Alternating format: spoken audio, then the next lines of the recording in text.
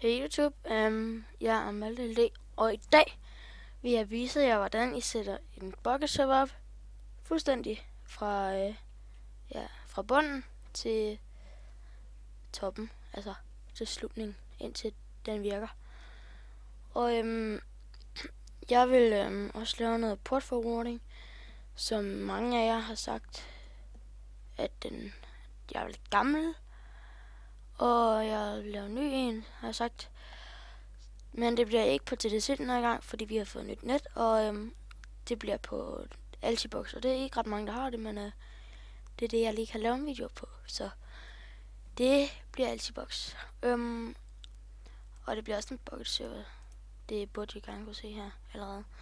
Ja, men det første, I skal gøre, det er, I skal gå med den her side her. Og jeg lægger link i beskrivelsen, eller et eller andet, en annotering et eller andet sted på skærmen.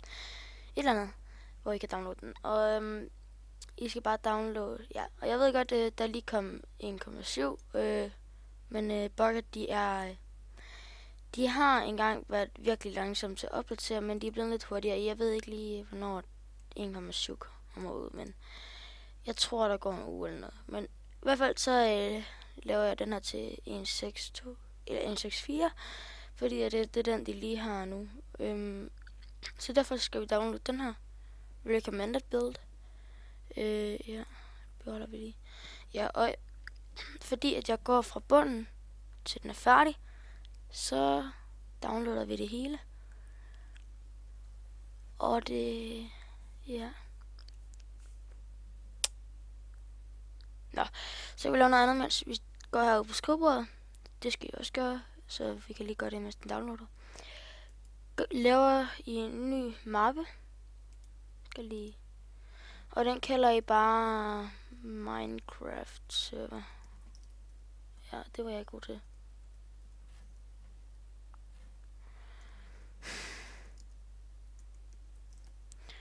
Ja, hvis ikke stadig rigtigt, så er det fuldstændig meget. Den åbner I, og så venter vi bare lige på den der download. Nej, ved hvad vi laver indtil, altså den er færdig med download. Så gør I det, I laver et tekstdokument, og den starter, kalder I bare lige start. Og så gør I det, vi går ind på det link, som jeg også har lagt i beskrivelsen eller et eller andet. Går I herind, og så skal I komme herned, hvor der står Windows. Der skal I markere det her ind i den her boks her, og kopiere det. Går vi lige ind i herind, ind i dokumentet. Sætter vi det ind. Fordi at jeg har lidt kraftigere computer, så sætter jeg lige den her op til 2 GB. Serveren er lidt kraftigere, jeg kan holde til lidt mere power, og du kan få lidt flere spillere ind, uden det lagger for dem, eller ja, det tager bare nogle af det tager bare for eksempel så tager det 2 GB RAM nu, fordi det er det, vi har skrevet derinde, at den har lov til at tage, og så vil den ikke tage over mere. Den vil ikke tage mere end de 2 RAM, som den har fået lov til at tage. Så gør I det, I går ind i filer, gemmer vi dem som. Går I herned, og så skriver I .bat, fordi det viser, at det er sådan en kommando, den skal køre. Og så gemmer vi den. Og så lukker vi den der ned, og vi kan slette den, der hedder start, ikke den der, hvor der står Windows Batch-fil, fordi det er, når vi skal bruge til at åbne serveren med. Så laver vi den, som der hedder tekstdokument. Og nu kan jeg se, at vi har den hernede, den her lille ting hernede, som hedder Craft Bucket 1.6.4. Den tager vi og prøver ind i vores mappe herinde. Og så er det, som er rimelig vigtigt, at I gør, I tjekker, at de hedder det samme. Og det gør de ikke. Det kan I se her. Fordi I kan se, at herinde i tekstdokumentet hedder den craftbucket.jar. Det gør den ikke herude. Så vi gør det, at vi kopierer det her navn her. Men mere vi lige der. Og det er det inde i den her fil hernede. Der står der jo, at den hedder jar til sidst. Og det her, det er jo en jar-fil, men det er ikke nok, at det er en jar-fil. men skal skrive punktum jeg bagefter. Så vi omdøber den, og så sætter vi det ind, og det er der fejlen tit opstår med, at den skal hedde punktum jeg. Det er ikke nok, at det bare står jeg herude. Så nu har vi sat den her til at hedde jeg, og så lukker vi den her fil her. Og så skal vi egentlig ikke bruge det her i baggrunden, de her sider her mere, så dem minimerer vi bare lige. Og så dobbeltklikker jeg på start serveren, ja, og se. Den er unable to exit your fil. Og enten så er det er lidt spøjs med det her punktum jeg. Nogle computere, der skal man skrive punktum jeg bagefter, men der er også nogle, hvor man ikke behøver. Og jeg tror faktisk, det er fordi, ja, nogle computere, der skal man skrive lige præcis, hvad den hedder her. Jeg kan ikke finde ud af det, men jeg tror, det er fordi, at Windows 8, det er sådan lidt åndssvagt lige nu. Men i hvert fald, så kan jeg se her, at I kan se, for det første, så laver den en masse filer herinde. Den laver plugin-mappe, laver en world-mappe, og den laver de forskellige verdener og sådan noget. Laver den 2 filer, der hedder ban IP og sådan noget. Når du ban IP'en, altså din computer ID, så når den computer, den lige meget hvilken bord den er logget ind med, kan den ikke komme ind på serveren. Og her kan I bare bande selve playersne, og det er egentlig ikke så svært. Her kan I se, hvis I vil bande en, så kører I herned, og så skriver så laver I den der. Nu skal jeg lige finde den på mit tastatur. Og så skal I bare skrive for eksempel mit navn, og så skal vi skrive, så står der hvornår han er blevet bandet, og hvem han er blevet bandet af, og hvornår han bliver unbandet igen automatisk af serveren, og hvorfor han bliver bandet. Det er den her fil, den gør, at du kan bande folk også. Nej, jeg kan ikke. Og det her, det er bare en YML-fil, det er noget, som jeg ikke kan bruge.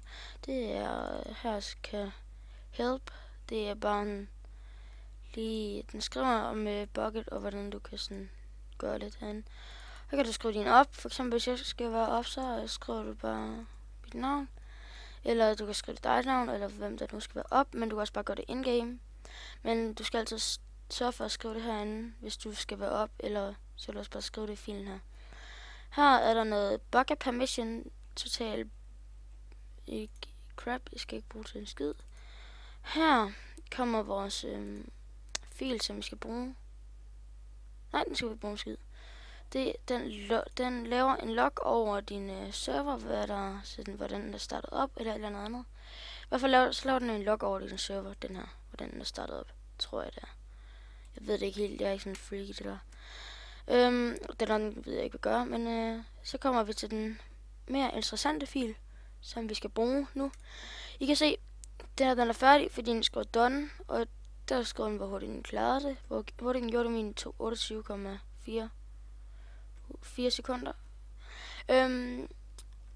Og så skriver vi stop i den, fordi så stopper den serveren. Kan I se, der skriver den hernede, fordi så kan vi bare trykke en knap, og så lukker serveren. Så er den lukket. Skal vi gå ind i den her mappe her, eller fil, som hedder properties file. Den højreklikker jeg på, hvis I har Notepad++, så vil det være rimelig nemt at lave det her. Vi åbner bare lige Notepad++, fordi det er nemmeste. Så kan I se her, der er en masse settings, og den vi skal have fat i, det er den, der hedder serverport her. Det er også det, I har spurgt til den gamle video, hvor jeg ikke rigtig kunne forklare det, fordi jeg kørte på Mac, og jeg måtte ikke rigtig lave noget på det, fordi det var for en fælles lort computer. Men for min egen, og det er meget bedre. Og den port her, den skal vi lige huske på. Jeg plejer at ændre mine, fordi jeg hader den standardport. Den er sådan lidt, gider ikke have den samme som alle andre. Heroppe, hvis I har et seed, så kan I bare skrive den her op, sådan ligesom helt normalt seed inde i Minecraft, hvor jeg også skriver seed. Og det gør jeg også hernede. Nej, vent, det er det generator settings. Det er, hvor man kan skrive en generator, hvilken slags map den skal generere. Hernede har jeg bare seedet. Det er der, hvor jeg skal skrive seedet. Her kan I gøre sådan, at folk de kan gå ind i Nether, eller de ikke skulle. Og ja, den plejer jeg aldrig at pille ved, fordi jeg synes, det er fint, at folk selv kan gå ind i Nether. Og det gør sådan set bare, at de ikke kan bruge portalen. Det er egentlig det, den gør. Og her skal I bare for eksempel inde i mappen her, der kan se, at den verden hedder World, og det er sådan set bare det, den siger her, at hvad mappet skal hedde. Og, altså det er lidt nemmere med World, fordi alle de plugins du har, hvis du har noget multiverse halløj eller noget, så den automatisk sige World, og det altså skal du til en redigere. Det plejer at være lidt sådan træls og rode med. Det gider man ikke. Det ved jeg ikke hvad, men det her det betyder, der er et antal sekunder, du kan være i luften. Og hvis du er i luften over de sekunder, eller hvad lang tid nu du er i luften, så vil den sige, du hacker, og så smider den dig ud. Og det er sådan set det, den gør, hvis man sætter den til true. Ja, fordi sådan den smider dig ud, fordi den tror, du hacker. Fordi den siger, at du har været oppe i luften i for lang tid. Og så vil den smide dig ud automatisk. Det er level type, det er default, det ved jeg ikke lige, hvad fanden det gør, men det er også meget. Og server IP, det skal ikke bruge til en skid, fordi det, jeg ved ikke hvorfor den er der, men der er ingen, der bruger den i hvert fald. Her kan jeg se, hvor højt man max må bygge, den bruger jeg heller ikke. Her kan jeg se, sæt whitelist til, hvis I kunne have, at det er de folk, de skriver, som skal kunne komme ind på serveren. Her kan I skrive sådan, at dyr, ikke monstre, kan spawne. Her kan I skrive hardcore. Jeg ved ikke lige, hvad fanden det gør på en server, men gør vel, så man ikke kan join, hvis man er død. Og her kan I skrive et link til en texture-pack, som folk de skal downloade, hvis de skal ind på serveren. Altså, de behøver ikke downloade, men det vil være rart, hvis de gør. Kan du bare lægge et link derind, og så sige at de skal downloade den texture-pack. Og den der online mode, den ved jeg ikke, hvad fanden den gør. PvP, der kan du bare sætte, om I kan skulle slå hinanden eller noget. Game mode, og det foregår ligesom inde i spillet. Hvis du gerne vil have den til game mode, altså kreativt, så sætter den bare til 1, men plejer bare at have den til survival, fordi det kan du altid ændre. Og det er meget mindre, du har sådan en kreativ server på flat map og sådan noget. Det er sådan, forstår ikke folk, der har det rigtigt. Og så max player, så plejer jeg at sætte den lidt ned, fordi nu er det eksempel, fordi vi har en vildt god computer, eller det er jeg ikke. Her kommer der monstre, hvor du kan spawne monstre. Ja, og det er sådan set bare de normale ting i det. Og wife distance, det ved jeg ikke lige, hvad gør. Og ja, MOT, det I ved, der hvor man kan se, hvad for eksempel under navnet på serveren, der kan vi se, vi laver lige en hej og velkommen. Det er bare, det får I at se inde i spillet, når vi kommer til. Gemmer vi den, og så kommer vi til det spændende del her. Nu skal vi bruge det til en skid. Så starter vi lige mit internet op. Ja, og så herop, så skal jeg ind på min Altibox.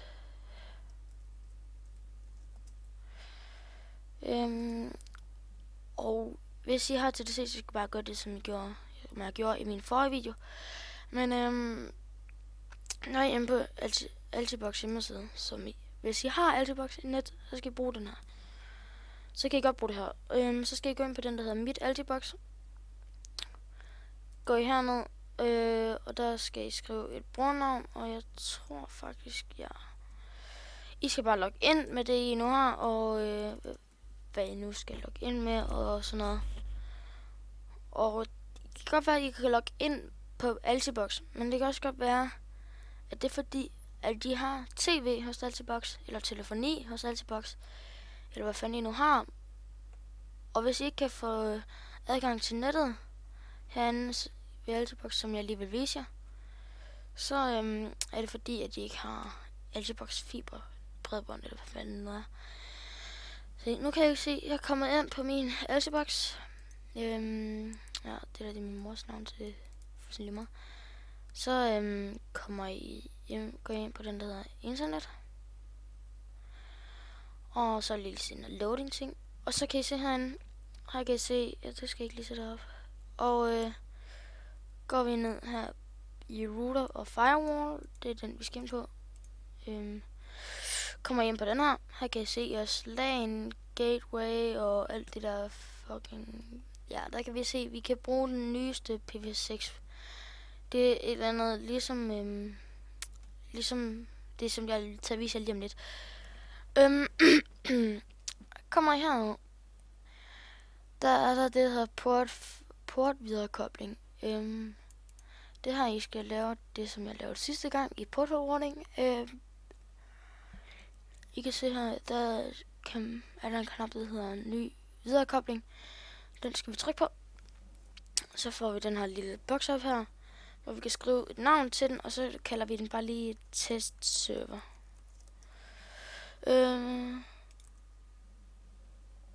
Ja, det er fandme god til at skrive det her. Sådan der. Og så kommer det med porten herovre. Der kan jeg se, det virker ikke, fordi jeg allerede har lavet en server med den der port der. Det I skal skrive, det er det, som I kan finde inde i den her mappe her.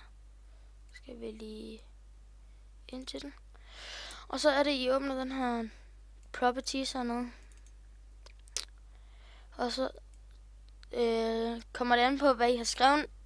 Port derinde. Serverporten. Den port, den skal I skrive herinde. Den skal I bare skrive 25565. Og I kan se, den automatisk skriver det, og det I kan bare lige trykke herover, så kommer den også op der.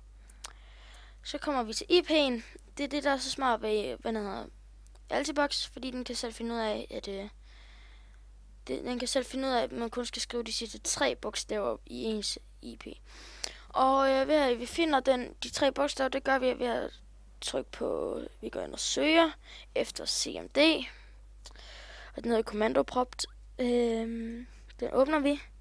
Så skal vi skrive ipconfig. Og kommer den med masse ting her, med masse LAN ting og sådan noget. Og så er der det, der hedder en wireless LAN adapter Wi-Fi. Og det, der burde bare være det, der hedder en IPv4-adresse. Det er det, I skal lede efter. I skal ikke lede efter det her wireless LAN adapter, fordi det burde gerne være sådan lidt, hvad den hedder. Det kommer an på, om man sidder med et LAN-kabel i, eller om man har trådløst internet. Og vi kører på trådløst, så derfor hedder det wireless LAN. Og derfor skal I gå ned under wireless LAN og finde den, der hedder IPv4-adresse. Og så skal I tage det her link herud. I kan se her, der står der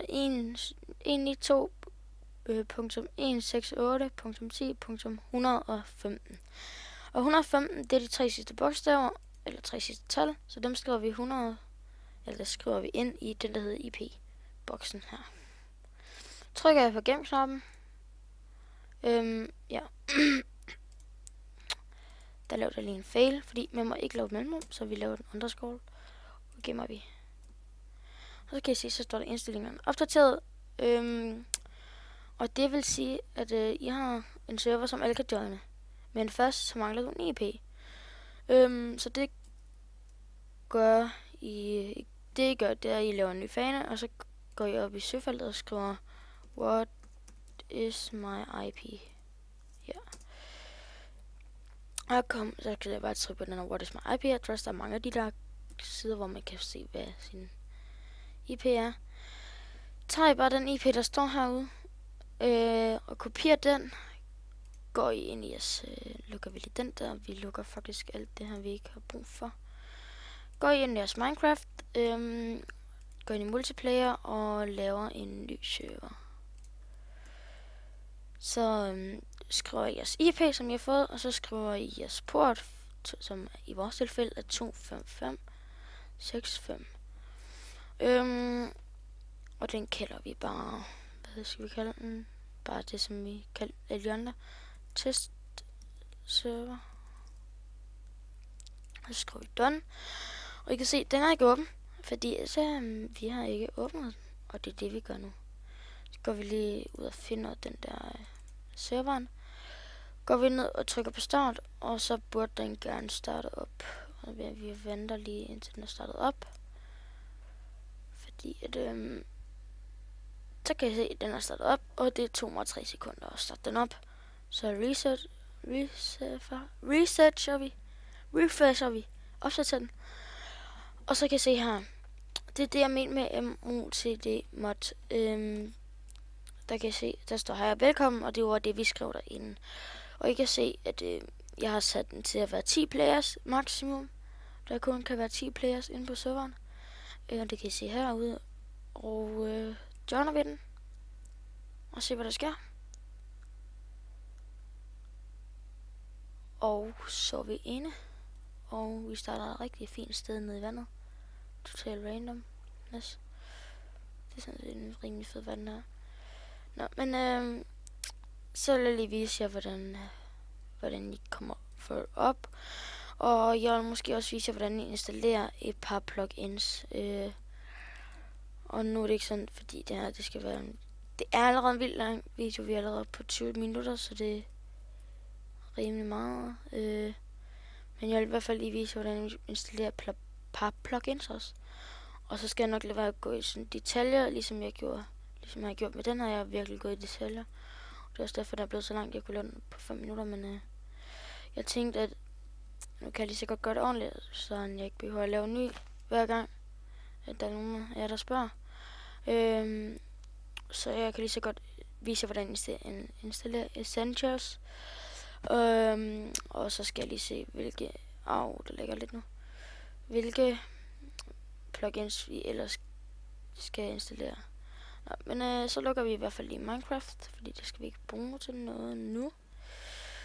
Så vi lader bare serveren stå åben, vi minimerer den bare lige, og så går vi ind på internettet, går vi ind på Buckets hjemmeside. Skal vi lige hurtigt, kom så. Går vi lige hurtigt ind på Buckets hjemmeside. Når I er kommet ind på den. Vi lukker bare lige Minecraft helt, fordi så går det lidt nemmere her. Trykker jeg på den, der hedder Get Plugins. Går vi ind på den. Og så skriver I Essentials. Og jeg ved ikke, hvordan man staver til det, så det er bare ren get det her. Fordi jeg vil dårligt stave. Ja, det er så lige det. Det der med at finde de der plugins, der kan sgu godt være lidt svært nogle gange. Better Essentials og fucking lort. Skal vi lige se. Jeg tror, det er noget general. Der var den 5 yes. Og jeg fandt den. Det ligger også lidt link til, hvis det skal være. Når I kommer med på den her, går I hernede og ser, der kan I se, at den er lavet til 1.6.4 for nogle dage siden. Så den trykker vi på den. Kommer jeg her, så trykker jeg på den, der hedder download heroppe. Og downloader den lige hurtigt. Så når den er downloadet, åbner I mappen, og det er vær opmærksom på, at I skal have WinRAR for det her, eller 7-zip. Jeg plejer ikke at tage alle dem her, fordi den her Essentials Protect, den kommer altid, hver gang du klikker på noget, så den skriver, denne ting, den ejes af, eller du kan ikke bruge den her ting, fordi den er ejet af. Jeg plejer altid at slette den fil, fordi jeg bruger den ikke til en skid, og jeg synes, den er fuldstændig, den gør mig kun irriteret på den serveren. Så jeg sikrer også lige, at vi har stoppet serveren, det har vi ikke, fordi at jeg er en gay. Så det skal vi lige gøre hurtigt. Går vi ind i plugins, lægger vi egentlig bare alle de her jar-filer her ind i den, der hedder plug. Ja, kan I ikke se skid? Kan heller ikke. Lægger I bare den ind i mappen plugins, og starter vi bare serveren op igen. Og så burde de gerne kunne se lige om lidt. at se, I kan se her, den installerer plugins, Essentials eller Enable Essentials. Og vi starter lige Minecraft op.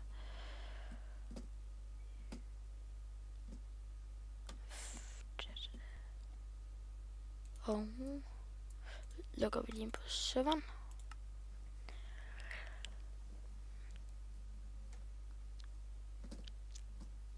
Og som I kan se, så kan I se herude i chatten herude, at du har ingen ny flaskepost. Og det er sådan set fordi, at du kan se, at Essentials er blevet installeret. Fordi at den har lavet en meddelelse til dig, og det er fordi Essentials den inkluderer sådan mail ting. Du kan sende mails over spillet og til din rigtige mail, så mener jeg, man kan. Og er ikke sikker. Tror egentlig bare, at det er sådan, du kan sende mails til hinanden i spillet eller noget. Ja, det er det også. Og så vil jeg lige vise jer, hvordan I sætter en MOTD. Så vi stopper den lige igen. Går I ind i den, der hedder plugins herinde, og går I ind i den, der hedder Essentials. Går I ind i den her MOTD. Ja, nu skal vi lige right-click og edit with den her. Og der kan I se her, rimelig sikker på, at der er lavet en fejl, fordi at den virkede jo ikke, som I så. Det er noget med, at man skal ind i config her, før den virker. Og herinde i config, der kan I sådan set bare ændre det I vil, og hvad fanden det nu er, og sådan noget. Og her kan jeg også se, hvad der hedder commandene. Hvad man kan skrive af ting, og sådan noget. Og her kan man skrive, det er sådan, du kan inde i Essentials, så kan du for eksempel sælge med skilte, trade med skilte, og købe med skilte, og skal du få frie ting eller sådan noget. Burde gerne være en, der hedder MOTD eller sådan noget. Hernede i bunden, mener jeg. Ja, hvad der kan I se der. Welcome display name to the server. Den ændrer vi lidt, så den er på dansk. Serveren. Sådan. Og vi gør sådan her. Velkommen.